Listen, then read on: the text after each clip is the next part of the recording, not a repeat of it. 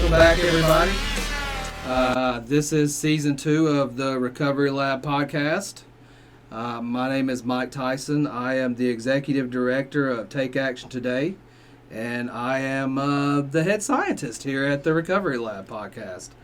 I'm joined here today by two very good friends of mine who I've had the pleasure of sharing a lot of adventure with over the last few years as we've all kind of worked on pioneering recovery in Southern Illinois in a lot of ways. I know at least amongst ourselves, we like to refer to ourselves as pioneers. It makes us feel good about what we're doing, I guess. But John, Chrystal, I appreciate you guys joining us. Everybody gets to hear me talk a lot about myself. So I'd like to hear a little bit about you guys and hear what your role is in the recovery community and just kind of hear some things that you guys have had going on. Well, Mike, I thank you for having me on the podcast.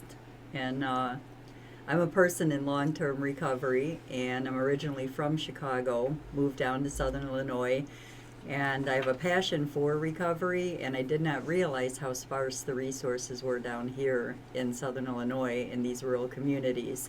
So I'm grateful that I met you and John, and that we're all working towards the same goal here in Southern Illinois, and hoping that I can do whatever I can to make recovery resources possible. And people probably hear me talk a lot as well, so I'm going to turn it over to John. We're going to push the buck to you. Right. I was just, you talked about referring to us, I think over the 2 years that we've been together, we've referred to ourselves a few different ways over time.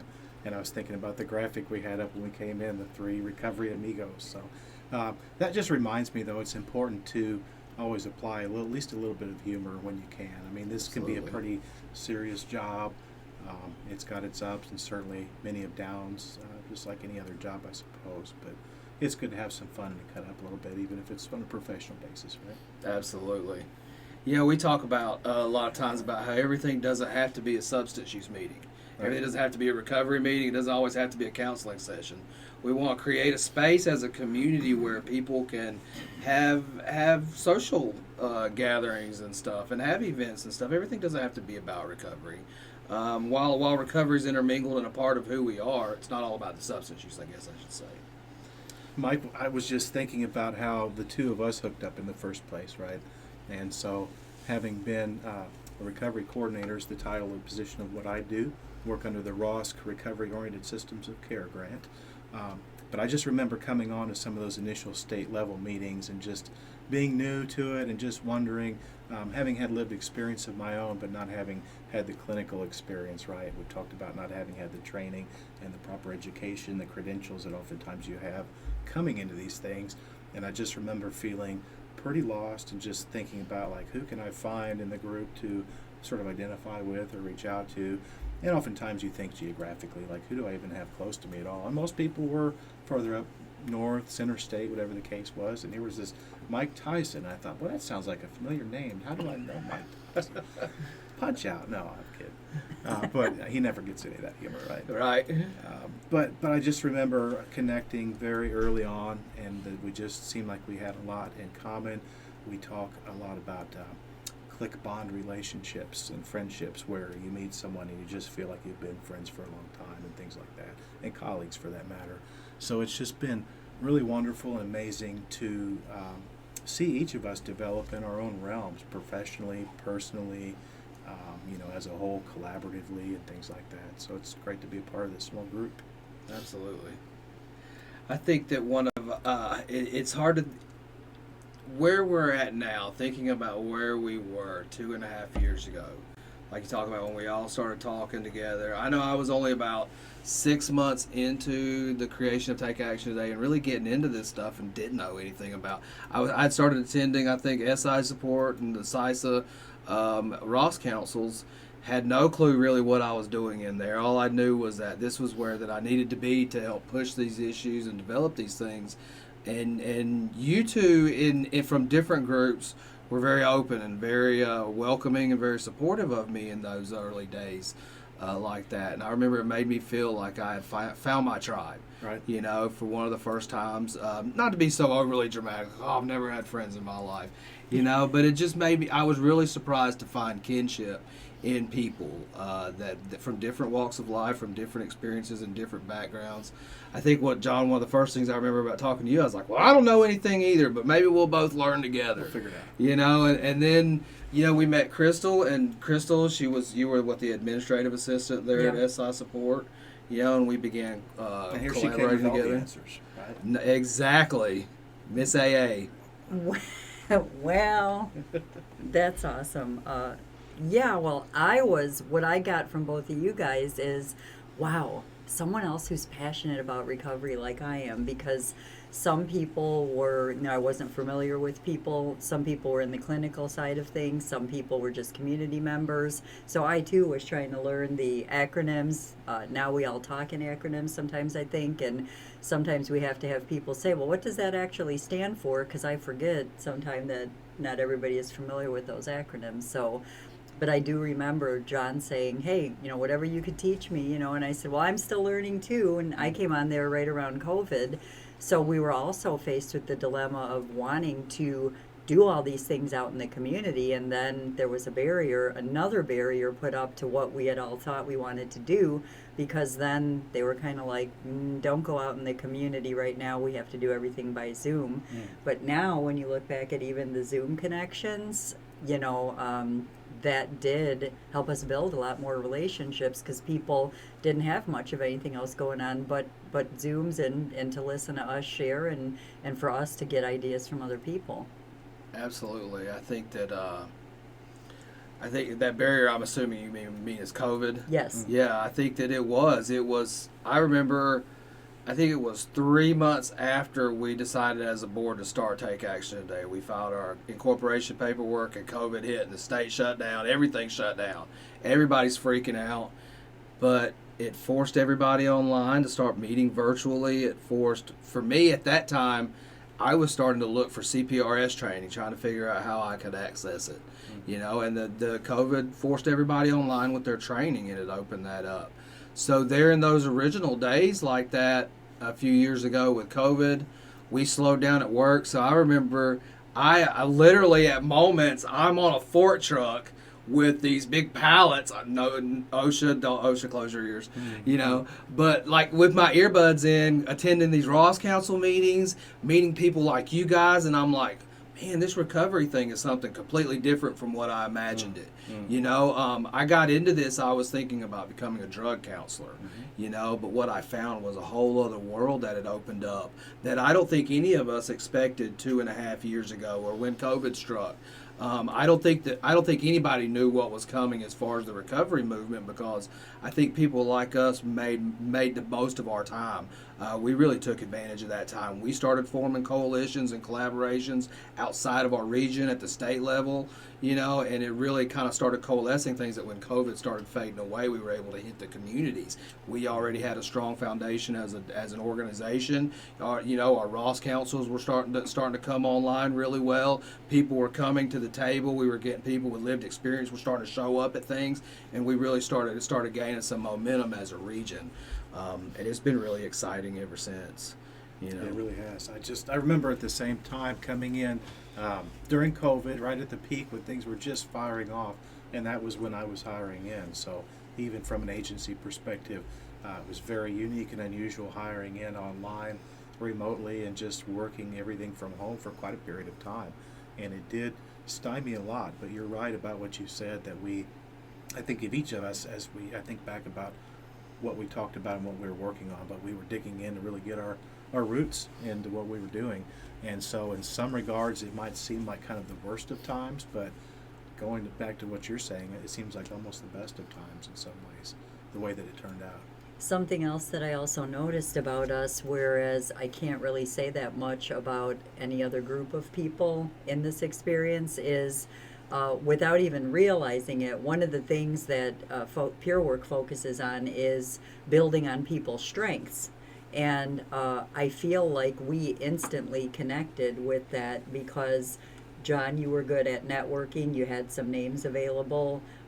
I took care of administrative type of stuff. Chrystal may have that list or that phone number. So we each instantly, without maybe even realizing it, just took our strengths. Mike would say, I'd take care of that if you guys aren't comfortable with it. And so, like, we had that working relationship, I think, without really even planning it. Some people don't get that in a lifetime, you know, and that There's was a lot of pretty truth to awesome. that. Yeah. Great point. And even over the course of 2.5 years, sometimes you look back and it feels like 5 or 10, doesn't it? But I mean, we can say there have been already some of the best of times and even the worst of times, even on a professional level and on a personal level. And just having friends and colleagues that close and that kind of a relationship that we can share even some personal struggles and things that will challenges we might have at any given time, that we can just have somebody to bounce off and work with that. It's been helpful.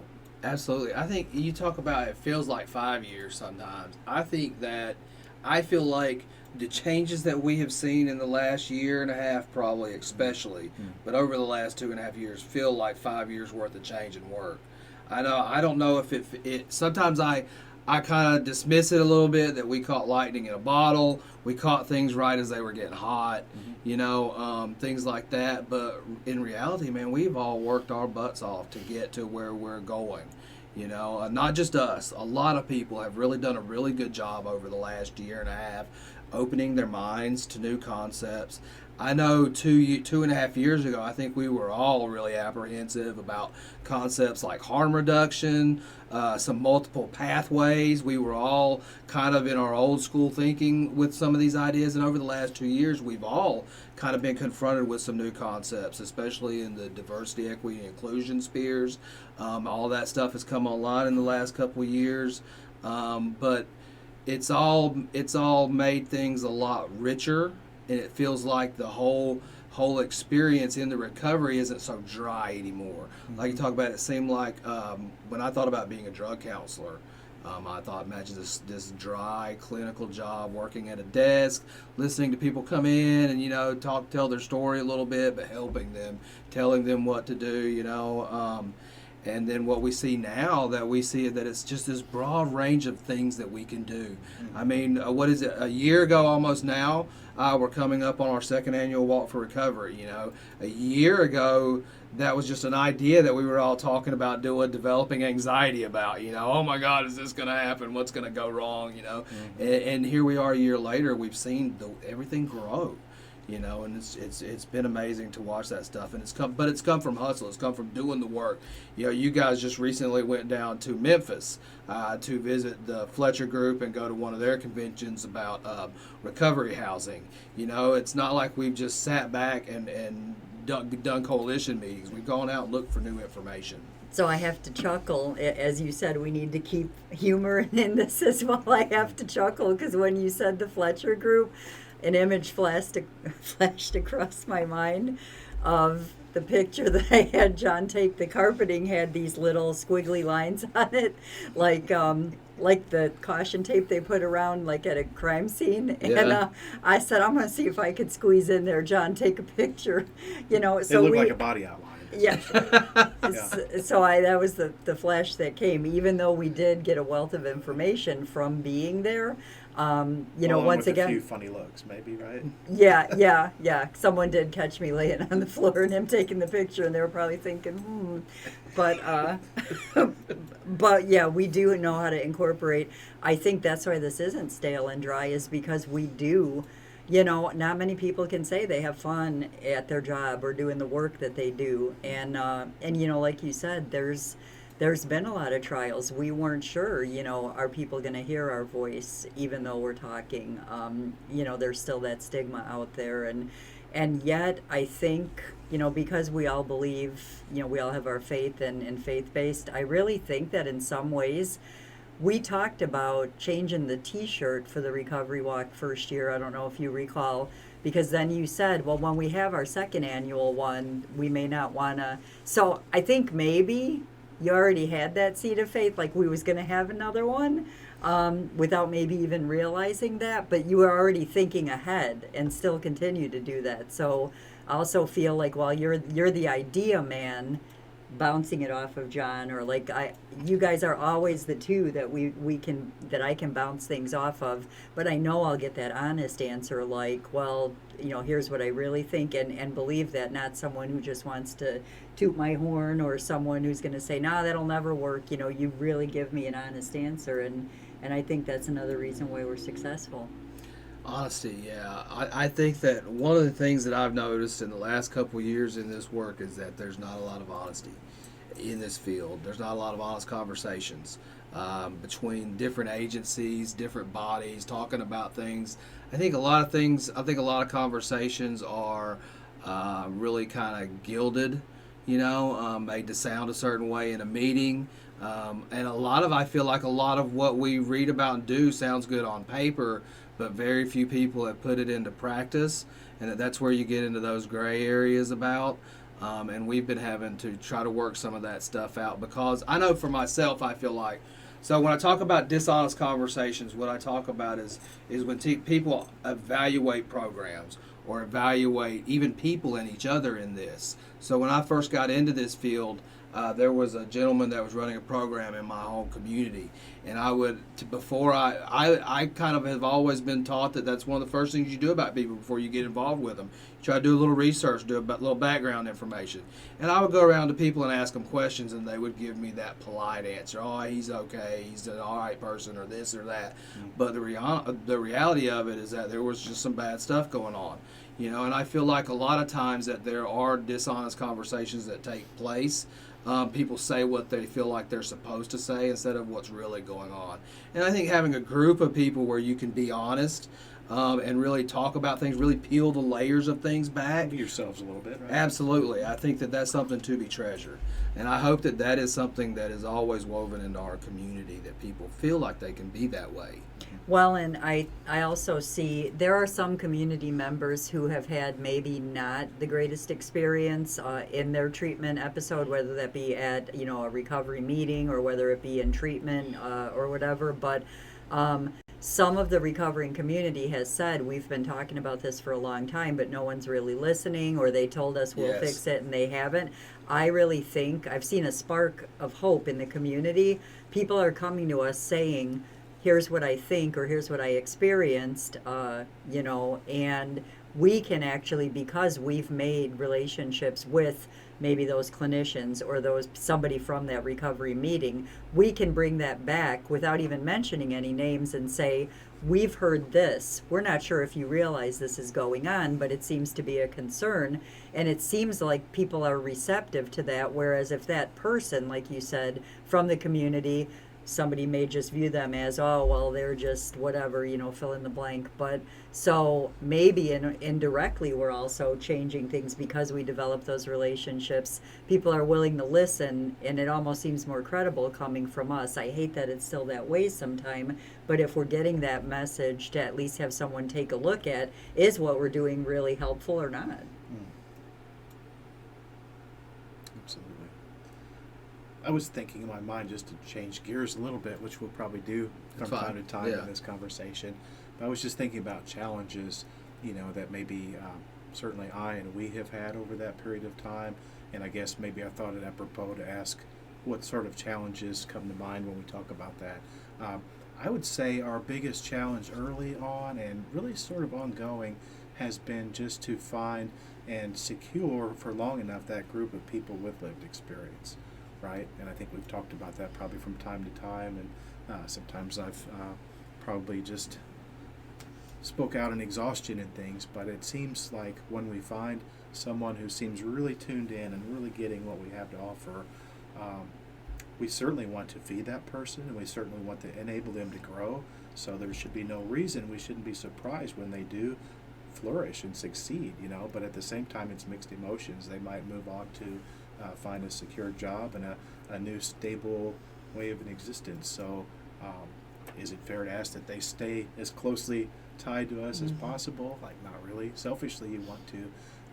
But it's about constantly looking out and constantly recruiting and just really looking for people.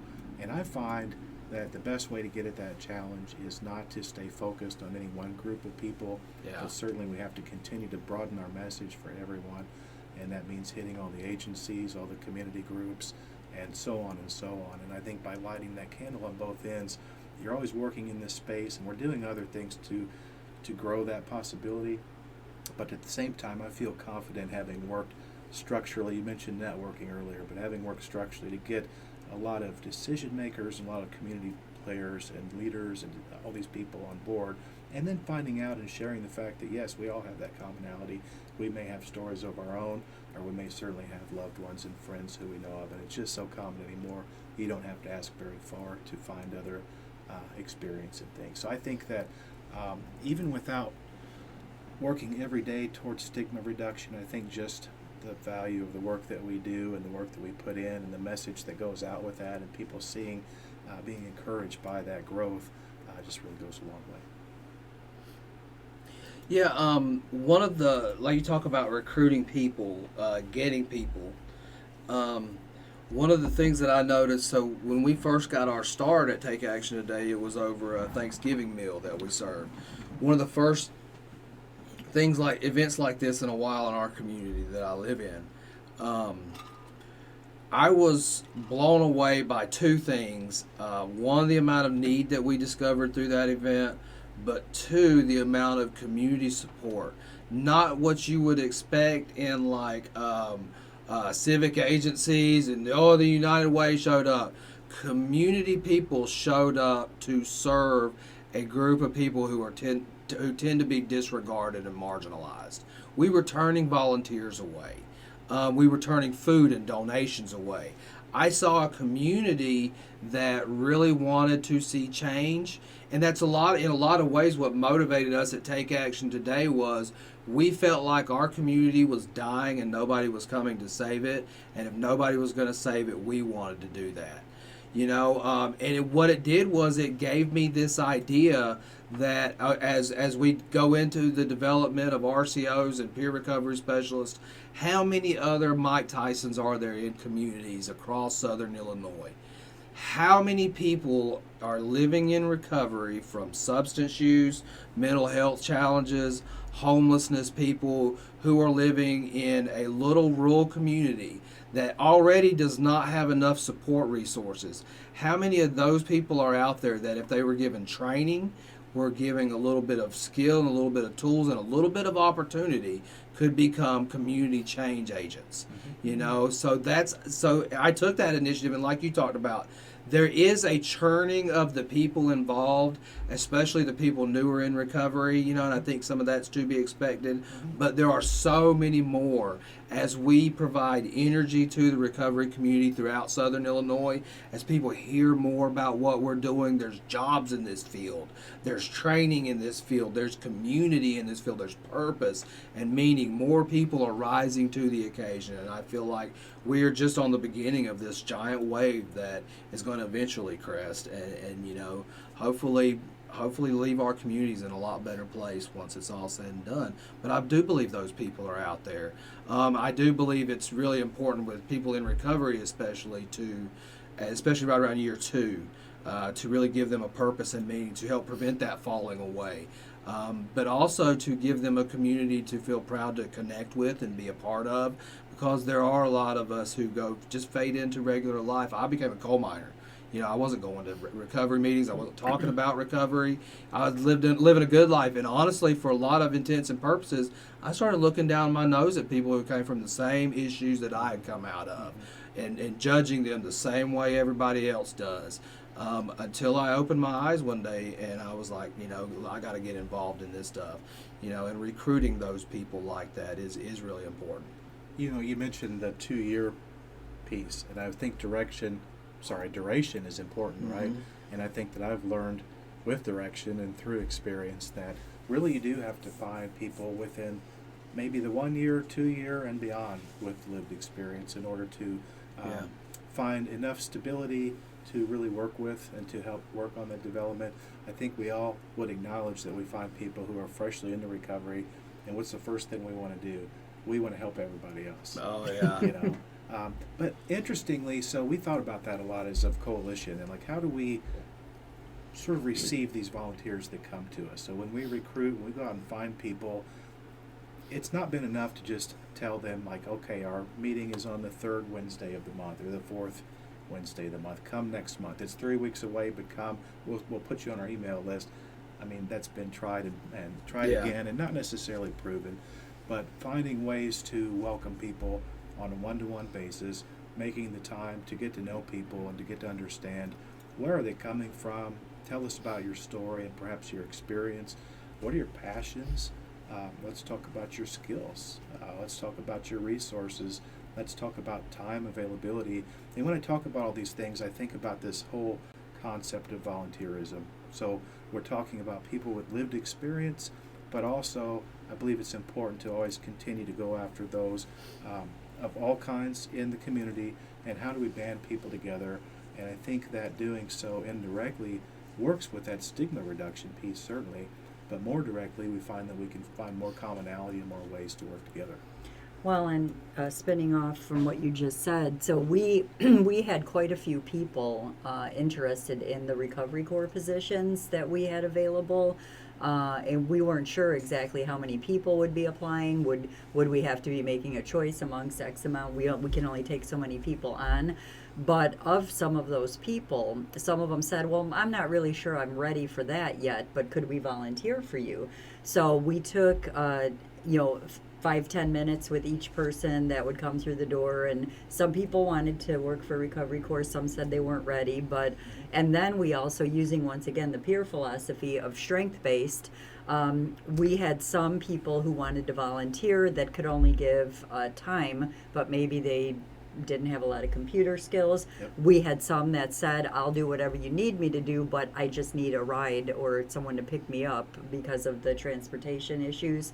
And then we had a few people who said, I don't know what I can do, but I've got plenty of time on my hands, and I feel like the more that I fill it, that keeps me, working towards the next step of my recovery. Mm-hmm. So from that list, we have been able to, so one lady, we had one of our peers go pick her up, bring her to the office here. She helped us to establish what we consider to be now our office supply list. She went through and took an inventory of things, and so now we can keep track of that.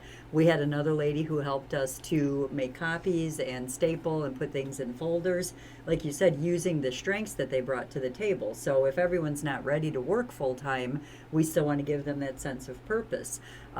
We have people that have volunteered for International Overdose Awareness Day coming up this Wednesday, who have said, I'll just be the hands and feet. You need me to set up chairs, tables, you need me to serve lemonade, whatever it is. So it's nice that people are coming out to even just say, I'm willing to do that for you.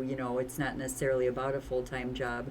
But also with that, the SIU CRSS program, we weren't sure how many people would actually apply for that, not knowing, like, how many people are in recovery down in this community that would be willing to do that and so forth. And so they got a pretty decent response. So like you said, Mike, they were out there. We just didn't necessarily connect with them yet. So that's still building more and more supports. And we still have people reaching out. I have people reaching out to me every day about that class, or about other ways that they can receive training or opportunities, as more people find out. It kind of, one of the things I thought you were going to lead into with that is how, especially with now, so we're working on all these ways to create a space for people. I think a lot of times in the past, there's been like, people could only think of one way that people in recovery could be involved in this process. Now we are starting to think of many different ways that people in recovery can be involved. Even like in our organization, the core focuses on the peer recovery specialist role, but there are a lot of other things to do. You and I have had talks before about workforce development, about when we think about people in recovery in the workforce, people tend to always think, oh, they need to get a 40-hour-a-week work job, 40-hour-a-week job. That might not be realistic, a lot of people at first where they're at.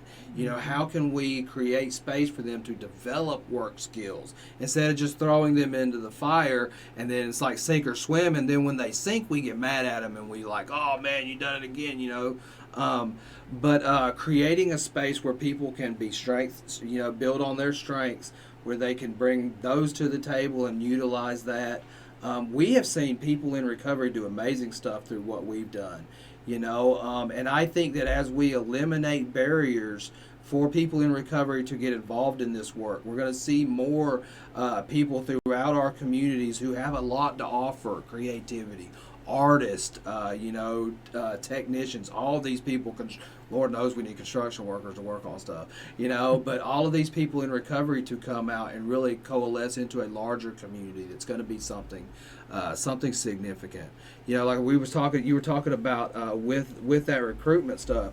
I feel like a lot of times people in recovery, they're really passionate about 6 months, a year, something like that to get into this, and if they don't have an avenue to get that out, a lot of times that they end up just kind of getting a little more lost in things, kind of losing their purpose a little bit, losing recovery a little bit. Some of them maintain sobriety, but as we've talked about before, sobriety is not always recovery, and giving those people access to service opportunities. In Southern Illinois, people in recovery don't oftentimes have a lot of service opportunities.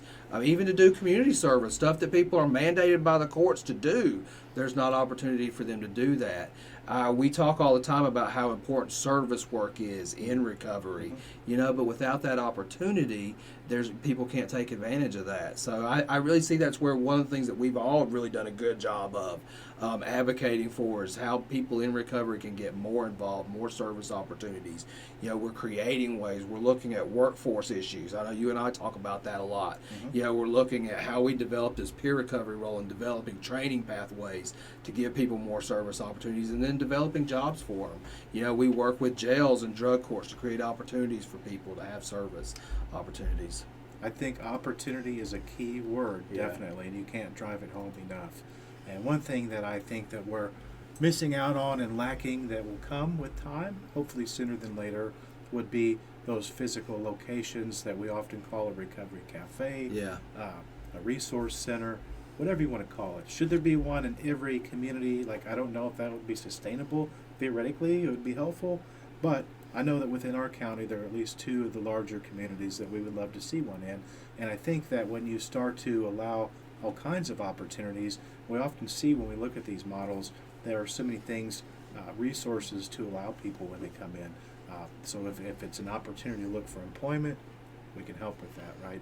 If it's an opportunity to get some clean clothes or get a sandwich in us, right? Yes. Or to get a shower. There's so many basic opportunities that people need.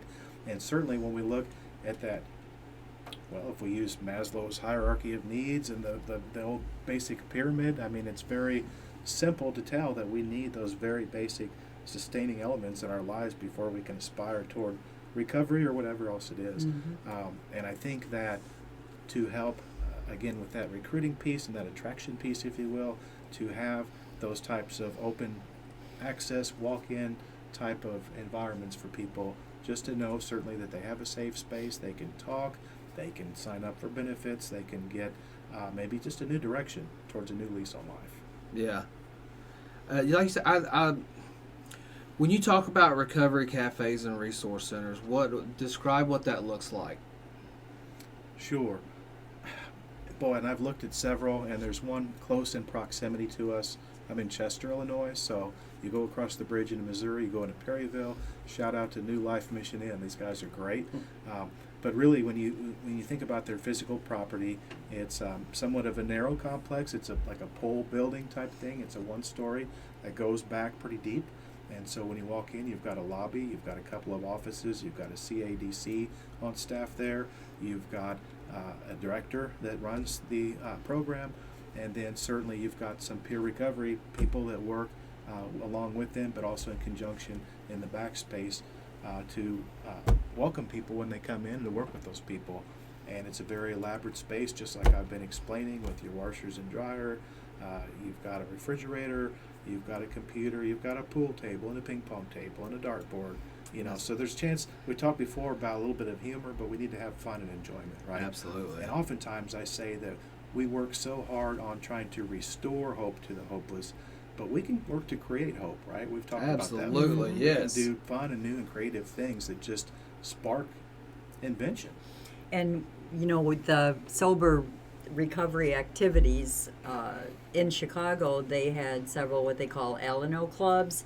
So, you had your meetings, any type of recovery meeting, whether it be AA, NA, or whatever, Al-Anon, those types of people met there. But then they also had breakfast on Saturday morning. They had spaghetti dinner once a month, Taco Tuesday. And a lot of the donations for some of those types of things went to, of course, for building, paint, whatever you need, building supplies, things like that. But then the people from the recovery community would then be the ones to serve the breakfast or to make the spaghetti or whatever. And like you said, once again, using strength-based without even realizing it, one guy was really good at cooking the spaghetti. One guy maybe not so much because he's like, oh, was I supposed to check it after 10 minutes? And so, but, you find out about that. And like I said, and sometimes people in recovery just need a safe place to hang out. Maybe it's not even about that, like you said, meetings all the time. While those are important, like you said, you've got to have, if we're going to talk about holistic recovery, you've got to meet the dimensions of wellness. So I've got to satisfy my social craving as well, not just always talking about my recovery, but like you said, having that game of ping pong or darts and having a good laugh and so I'd like to see. I know the Golconda area at where they have their meetings at, it's like one of those golden circles. They do have the pool table there. They have barbecues there. The kitchen's open to them if they want to use it to have some type of a dinner. So, I'd like to see something like that come about as well, as we grow. Absolutely. I think that's one of the things that I've always envisioned, like Take Action Today's website stuff to promote stuff like that. Hopefully as we get more of those activities. I hear people talk all the time about how there's so many great things going in other places, why don't we have them here? And what I hope to achieve is that to give people that opportunity to be able to have those events and do those things here by providing that leadership. I feel like a lot of times the gap between a lot of those things happening is that kind of leadership aspect, somebody to organize it, or sometimes it's as simple as just telling people, you can do this, and let me give you some skills to help you do this, and then let them do it. I think that's one of the neatest things about what we do in recovery now is it's not what Mike Tyson can do, it's not what John Wright can do or Chystal Cantrell, it's what can everybody do. Finding the greatness in others, right? Yes, I often say absolutely. we're only as strong as those around us. Yeah. It's really true. It really is true, and that's what a community is about, it's about, all of us being connected together. One of the first things that I really attached to when I started studying in this field was Johan Hari's video, that everything you think you know about addiction is wrong, and in that he proposes that the opposite of addiction is connection, and that having that social connection, those social activities, that community that you feel a part of. So many times, especially as we devolve into our bad behavior, that's the first stuff to start going. People start disconnecting from you. Oh man, this guy's fixing to crash and burn. I remember, I still have people. So something that happened to me, and I talk about sometimes, is how about 4 years into recovery, I had about a 4-year-long relapse. And there were people that disconnected from me and my social support early on to that. I still experience bitterness about, because I feel like they turned their back on me, let me go in my moment, in my hour of greatest need, and that's a hard thing to do with somebody. Now I kind of see some things, but you lose that connection with other people, and then you start isolating yourself, and then you start developing these ideas and these thought patterns that kind of insulate you from everybody else, and that's where we get sick and we die, is in our secrets, in our shame, and in those shadows, But when we're connected, when we're part of something bigger than ourselves, we feel that. We recognize that my life doesn't just impact me, it impacts you, it impacts Keith, it impacts this community, and that connection, teaching people about their, being global citizens, letting people know that it's not just you by yourself, you are a part of all of these other things, but people don't feel that, and people want to feel that. People need to feel that so badly. And I'm going to tell you, since I started doing this work, I feel a new sense of freedom. I finally feel like I'm in a place in my life and in my employment where I am actually making a difference. It's not just an idea that I have on paper that I'm hoping one day somebody would help me.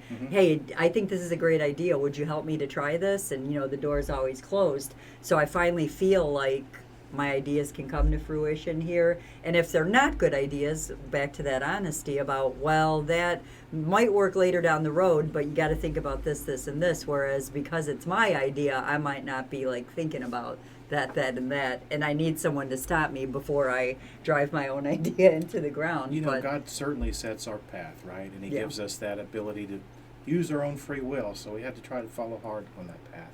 But I just believe in my heart of hearts that He's brought me in this confluence based on my life experience, based on my mental improprieties, living at the crossroads of like ADD and bipolar, right? And dealing with that and having thrown all this stuff at it over time, drugs and alcohol and things, and just making it worse and worse. But this whole idea of recovery being more than alcohol and drugs and more than even just mental health, that it's this feeling of togetherness, this feeling of belonging. It's helped me so much from a personal, professional level just to soak this in, and just to sort of have this new identity to be able to work with and relate with other people. It's just the ability to open up and just share more of your story, knowing that it helps other people. It's just very enlightening. And now that momentum is going in me, I find it hard. I heard early on today that someone was talking to someone in Walmart about recovery. And you know what? While that is kind of like you chuckle about that, that person may very well have needed to hear that and may have, not just wanted to really, and that was an opportunity. I also feel like God leads us on that path to maybe share that message with whoever needs it. But the momentum that's going on right now, the excitement, people have said to me, like, I don't know what you're doing, but keep doing it, because I can see the joy and just the passion and the willingness you have to do maybe what some other people were afraid to do, maybe what some other people were like, maybe one day I'll get to that. You're actually boots to the ground doing it.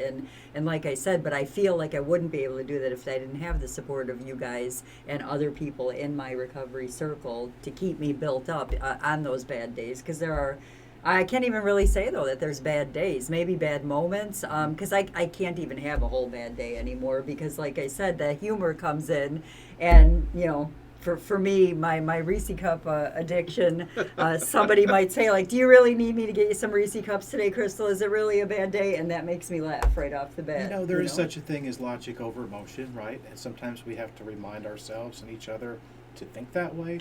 But I think, too, that the busier we become and the more entrenched we become in our work, when you say that, I think back about some of our early times and earlier conversations, and I think we just had maybe an abundance of some free time and extra thinking ability, and maybe it was easier to kind of get lost in our own thoughts as we kind of wandered through kind of the beginnings of this. But, when you get saddled with more work and responsibility and you really get a better understanding of what you're doing, there's just simply less time and energy to think like that, isn't it? Yeah. For sure.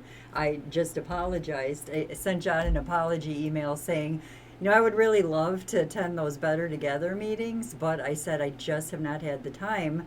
And John said, well, I don't want to take you off the list, though, because maybe one day you might still make it. But I actually still read the meeting minutes. I think I said one day you might learn something. Wasn't it? Good luck with that. I don't, my memory fails me, but I don't recall actually seeing that. But I do try to browse the minutes at least to stay apprised, because, in his area, while we like to talk about CERN being like the whole, lower 18, we do also have our individual projects, our individual areas we're responsible for, and I just feel like I haven't had the time to dedicate, to that meeting, but I do still like to follow up on some of that. I'm glad you aren't going to take me off the distribution I'm here list. to make you feel guilty. That's fine. Well, we're getting a recovery corps gal that's going to start attending some of these meetings for me, and maybe I'll switch and let her do something else while I attend the meeting too. So Fair enough. I think that is something that we're all experiencing now, because that's the other side of that, all that new energy and momentum and new coalitions and collaborations, that to where I know I feel guilty about it a lot. because I feel like I'm constantly asking people to be a part of what we're doing, and very rarely can step out and go be a part of what they're doing. There are a few moments, where I've been able to get out and go to other people's stuff, but that stuff bothers me. It always bothered me.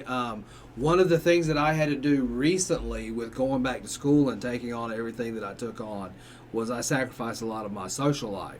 And I've had friends that were a little bit bitter about that, about not being able to keep up with them and stuff like that.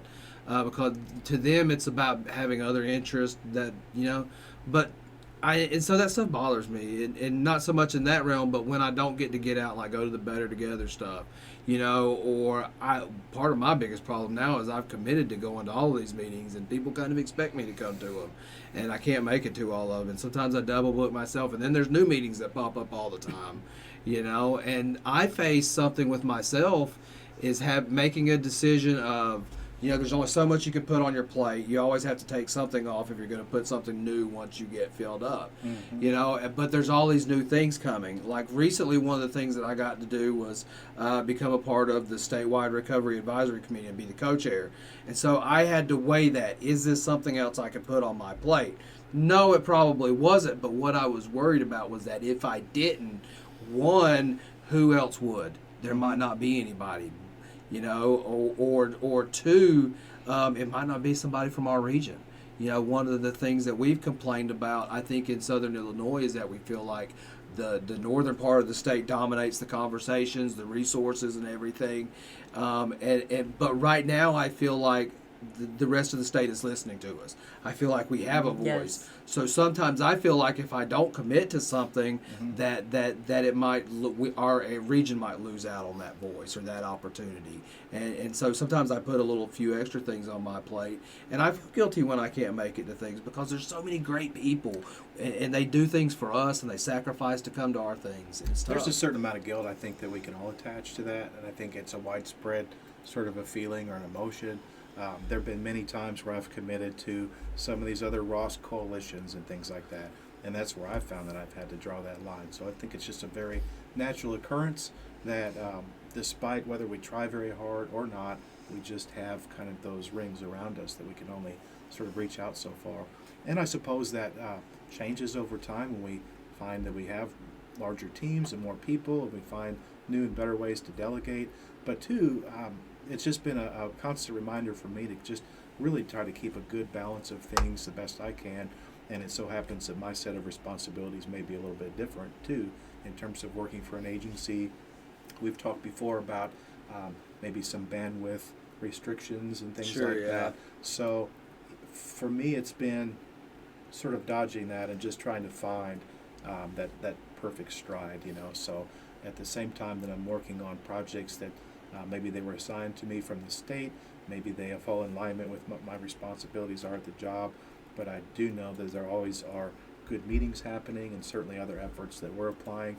I think the biggest challenge is just always trying to keep that puzzle, in line in my brain sometimes. But Tiger Kung Fu. Right? Well, and something that reminds me of too is that, which I think we've done well at kind of the warm handoff. Sometimes you can attend a meeting that maybe Mike and I can't, or at least two of us can be on, and then we all try to keep each other apprised of the basics at bare minimum if we can, or say, hey, this was really good, you should join the next one kind of thing, and we all trust each other's opinions on that.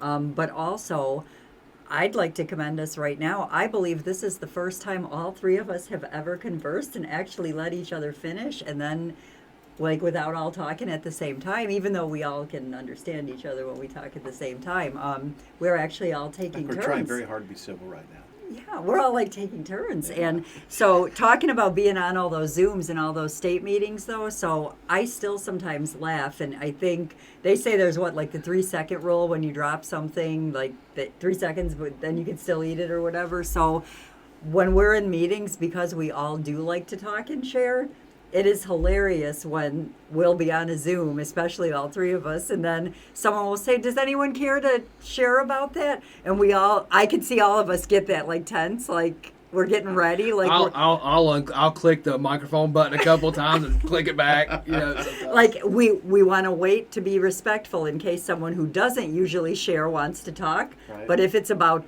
5 seconds max, one of us is already like, well, since nobody else is talking, I'll just, and so then sometimes I feel guilty about that. Like, was someone just getting ready to talk and then I was just like, well, I might as well talk so that it's not a stale meeting. Right. But I think because we've all talked and used that gift of gab, as they would say, I think that's why we've got the state to listen, because we're not just Absolutely. blowing air and saying the scripted answer. We're actually doing the footwork, and they're seeing that. For so long, they probably were like, yeah, we'll take care of that for you, and just maybe like, oh, well, this happened or that. How many people, maybe got grants and then COVID hit, and then they just wrote, well, couldn't finish this because COVID, and while we, like I said, we were limited working for the health department, of course, that was a public health concern in the beginning. So I respect that they made the decision that was best for their community and their employees. But internally, it was killing me to feel like I should be out doing more. Maybe people can't get to meetings now. Maybe they don't have access to Zoom. Sure. And so it was an internal struggle for me, but I get why they had to do it. But then I think both of you guys were on that state meeting where a couple of the people up north were like, well, it might not have been recovery related, but we passed out PPE to the community. We shoveled out elderly people's cars that needed to get to the doctor. We just did what we could at the time and hope for the best just to engage with the community. So those people will remember that Ross Coalition for that, and maybe then it will tie into recovery, so, later on down the road. It certainly means different things to different people, doesn't it? Yeah. Absolutely. Yeah. Do you guys, so something somebody told me about a couple years ago is something that people in recovery struggle with is this fear of missing out, FOMO. Everybody, we like our little acronyms. But do you guys ever recognize that in yourself? Do you feel like you ever feel pushed because you're scared that you're going to miss out, maybe your organization's going to miss out on something that's going on right now? I think I borrow some of that from my previous dealings in life. There's some post-profession, whether it was in marketing management or whether it was in insurance and financial, you always belong to some kind of a group. And maybe that's just the way in life, that we don't want to be left out by our peers and or things like that. But it's not easy. What do you think, Chrystal? Well, what comes to mind when you say that is, even though we talked about, like, how Mike likes to plan, like, 10 years down the road but still live in the moment because he has ideas and he's got to get them out there. I'm feeling at a crossroads right now because I'm at a place in Take Action today where I feel like I'm making a difference. We're getting some good stuff on the ground. I'm going to be able to delegate some stuff to focus on other things.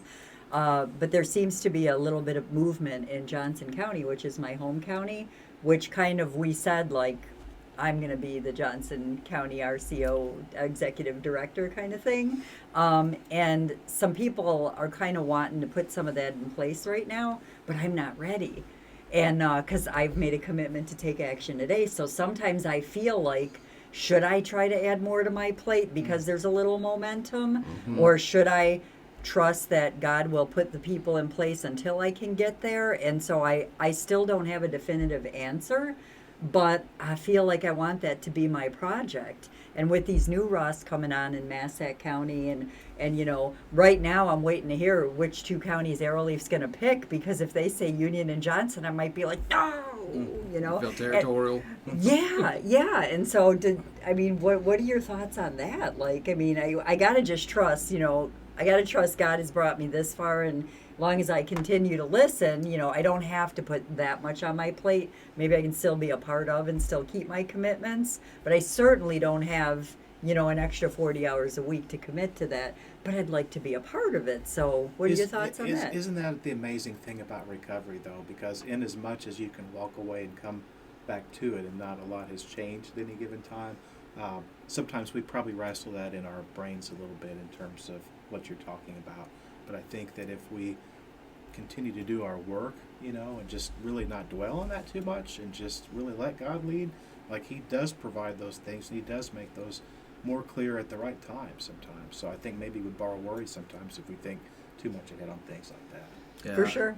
I know it motivates me to commit to things that kind of stretch me a little bit. And fortunately, I've been blessed thus far to not get overwhelmed by anything that I've taken on. I have tense moments where I feel like I got a lot going on. Like there's sometimes we do have a lot going on, you know, but it motivates me a little bit. Worried about missing out on stuff. I feel like I'm more worried about, or at least I disguise it as worried about other people missing out on stuff. I worry about that if, like I said, if I'm not participating in a certain coalition, that maybe this community doesn't get represented, you know, and that kind of motivates me a little bit, and that can be burdensome. I think after a while, if that's the center of your motivation, right. is that you don't want to miss out or you're worried about somebody missing out. But still, I think it's a little healthy to some degree. It's key. We have to have some degree of motivation. Yeah, absolutely. You know, and so. You know, but somebody mentioned that to me previously about, especially like working with grants, not to try to reach for every grant, you know, just because you feel like, just because there's an opportunity out there, might not be your opportunity, it might be somebody else's opportunity. And just because you don't get it doesn't mean. I know I had a recent heartbreak with that Recovery Innovation Challenge that Samsha did, and when I got the results of it, and we didn't even make any of the finalists, I was like, what? Right. But we did such a great job. We're so awesome, you know, and I put together this great paper, you know, but there were some like legacy organizations that got into that finalist for that, and we got kind of excluded from it because there were just bigger people that probably deserved it a little bit better. But you know, at first it was a little bit troublesome for me. Yeah, because we did put some really concentrated effort into making sure we say everything, did we say too much, did we follow the guidelines of how long it needs to be, but on the other side of the coin, we did get that random email from Tina about the $3,500 from the rent one or whatever, and Tina had that formerly worked here with us, she sent an email saying, hey, I saw this and thought of you guys, and Mike's like, what do you think? And I'm like, wow, put in for it. I'm like, all they can do is say no, and I believe we got a $3,500 to be utilized. It was a nice little pickup. Yeah, and all it really was, like I said, was just someone in recovery thinking about us. And probably the key with that in my mind is being intentional and purposeful with our thinking. And certainly staying on board with our own strategic goals, right? And I'm not telling you guys anything different than you already know or telling you how to run your organization, but I just see not being that person that writes grants and chases the money, but I see ultimately what kind of an effect it can have on an organization. Yeah. And we've talked about this before also. We've talked about a lot before, but we've talked about the ability to look so blindly at money and just look at receiving the grants and checking the boxes and getting the stuff turned in, that we can kind of lose sight about what it is we're doing, what we're trying to do. Whereas if we focus on what we're doing and what we're trying to do, certainly that takes some attention, right? Grant, it doesn't write itself, and the money doesn't Absolutely, come by itself. And it can be a very long, challenging process. As you know, it can be a very challenging process. Sure. But, you know, with that being said, too, if, you know, like, for instance, you know, we've had people that have said, what do you need? What do you need? We've got the money. What do you need? Just write me a proposal or whatever. But you also, while that sounds good, it's a good thing that we can be frugal enough to realize that if I write this and I say, yes, I've got to make sure, do I have the space? Do I have the employees to pull this off and meet these deliverables? You know, controlled growth, right? Did we think about, you know, this might look good on paper, like you said, but can I really pull this off and have the outcome that for the community that I'm really hoping to achieve? So you also don't want to rush in and just, you know, give us this and we'll do this, this, and this, because it's not always that easy. Well, I think that's where intentionality comes into play, where it's very important, because and that fear of missing out can motivate people to apply for grants, apply for programs that maybe they can't really implement. You know, there's a lot of that goes on, that people apply for grants just because it's there. Sure. You know, without really thinking about how they're going to implement something, and then they're trying to figure out how to implement it. Sometimes that's how wonderful things are born. Absolutely, don't discount it is. That either. Well, that's what I'm saying, is it's not necessarily a bad thing, you know, being worried about being motivated by that fear of missing out, as long as it just doesn't consume you and get you overcommitted to things, and I think that's where we have to be careful. I think that one of the good things that has happened in our organization thus far is that we none of us feel like we have to do it all. We really, and I think all of us, all the people that I work with recently, we all feel like we're pulling at it together. That TAT doesn't have to do anything. Mike Tyson doesn't have to do everything. SI Sport, CISA, they don't have to do everything. That we're all here doing a little bit, pulling together. Yep. And that it doesn't have to be all focused on us. I know I have to deal with that internally with my own emotions, because I do get a little territorial about things like, oh man, how'd that program pop up? I didn't know anything about that. Or who's this person down here talking about something recovery related without Mike Tyson? Who are they to do something like that, The recovery Pied Piper over there. Yeah, exactly. But that's my own ego that gets involved. And I know that's one thing I take very serious, is trying not to get my ego involved and working out of my ego. Because it does distort our thinking, and then we start reaching for things that maybe we're not supposed to have, that other people are supposed to have, and that's where that intentional at. That might be some primitive thinking coming from survivalism as a Sure, young organization. We've talked before about how you guys have. Keep saying we've talked before. We talk a lot. We've talked before. We'll probably talk again. But just the accomplishments and the accumulation of accomplishments that happen over time. Once we keep our nose to the grindstone, and once we stay busy, and the less we think about speculative things, and just the more work we do, we just have this embodiment of work. And I think for you guys, we talked about that a little bit earlier today in terms of that staying power. So it's not a matter of whether you think you might survive, but sort of to what extent you might succeed. Yeah, exactly. And I think that's a mindset shift. I know something that I try to watch, and one of the things that I do, and shout out to Carol Dweck, I try not to talk about her work on mindsets too much because I probably butcher it.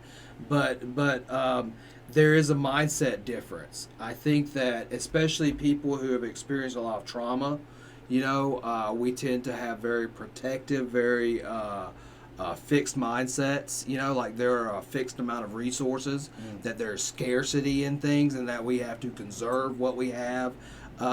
Where when you bring a mindset of abundance, a growth mindset, if you will, you welcome challenges. You also welcome sharing that burden with other people, because you don't feel like you have to do everything yourself. So many times I think we see it a lot in this field with people that get involved in the advocacy or activism or that stuff, that they are operating out of that scarcity, that fixed mindset, that they have to get out there and really take things back. Something I used to hear in the church a lot was taking back what the devil stole from you. These very aggressive mindsets where we embrace challenge. We look for ways that we can stretch ourselves, give other people opportunity rather than try to do everything ourselves. We're not trying to hoard things, we're trying to give things away. And I think that that's a different mindset than what people can operate out of a lot of times. Yeah, and definitely this line of work has helped me to let go of some of my wanting to control everything. I still struggle with it. I'll probably still work on it for the rest of my life. But I am comfortable now with delegating, because I know that I can't do it all. And if I'm really going to practice what I preach and follow holistic wellness, I've got to do some self-care. I've got to be able to say, somebody else can do this. Maybe that person does it right the first time, maybe not. But I have to give other people the opportunity to do that. So that helps me with my trust, but also it helps to empower them. Like, wow, she gave this to me to handle, and she used to always handle this. So I think in some ways that's also sharing, that gives them a good feeling as well. Like, she's entrusting me to help her with this. I think that's one of the scariest things about my position, is trusting other people to do their jobs, if you will, to fulfill their roles. And a lot of people, when you have a lot of ego involved and you have a lot of personal investment in something, which I have a lot of personal investment in all of this too, but when it's very personal to you, it becomes a big part of your identity, and it becomes scary to let other people take part of your identity and run with it, but yet that's how they grow, so it takes a level of vulnerability, and And man, it's scary at times because I know that people might not necessarily do what they, as well at it as maybe I could have done it. But entrusting people to still have the opportunity to try, and then helping them to really do it, almost to maybe one day even outshine yourself, and I think that's really, really important. But when you're scared of missing out on things, when you got to keep everything to yourself, you don't trust people to do stuff Sure. like that. You micromanage. I think back professionally, especially about the time in my life when I worked in marketing, because the very essence of what you do is aspire for greatness with all of your work, right, for your clients. So much so that there are awards and ceremonies and things, illustrious things, and you want to be the best marketing agency. You want to beat the other ones in town, and so you're always looking for that credit. And it really was ego driving like kind of stuff, right? Well, if you didn't come into it with an ego, you probably walked out with it, right? But I mean, it was really trying to acquire greatness, and not just a silver, but or bronze, but maybe that gold award and things like that. But as I think about what we do here and how we talk about recovery, is really, how do we say it? Getting it is giving it away. There's a phrase there. You gotta give it Keep away what to you keep have it. by giving it away. Right. We only keep what we have by giving it away. What's that AA principle, right? Right? So I think that feeds into what we're doing and things. And this work is the very opposite of that. When we think about others first and we put others first, it's not about taking any credit. It's about giving the credit to God and to each other, and just encouraging each other to do great work. Although if you want to get me a golden sash, I'll take one. I only have a blue. I only have a blue one. So if you'd like to get me a golden one, you could surprise me at any time in my career. Just see a setup coming there. Yeah, absolutely. So then every year on my birthday or my AA anniversary, I'll be like, I wonder if it's a stash in that box. And every year we'll leave you wondering. Yeah, Maybe the one day surprise will be, you'll be like, nah, it wasn't a sash, Price Chrystal. it never ends. You're more likely to get a stash, not a sash. Of Reese cups? Yeah, there you go. Yeah. Well, guys, we're well past a little bit over an hour now, so I really appreciate you guys coming in and talking with me today, helping us get this podcast going again and getting it back online. More than anything, I appreciate the time that we all get to spend together, in the various activities. I really enjoy having two great people to share all this stuff with, and it's really been good. It's a lot of fun. You guys haven't got anything exciting coming up in any of your projects or anything? We are working on a few big projects. Probably the newest, most exciting one that hasn't gelled a lot, but it just shows a lot of promise, is a volunteer revitalization program. So I talked about it a little bit earlier probably, but in terms of finding things and ways for people to plug in with lived experience, we're certainly always looking to identify the volunteer groups and the mechanisms that we have. They've been working for so long in our communities, and what can we do to kind of reinvent that? How can we measure it up to newer needs that have cropped up in our communities that maybe didn't exist over the years?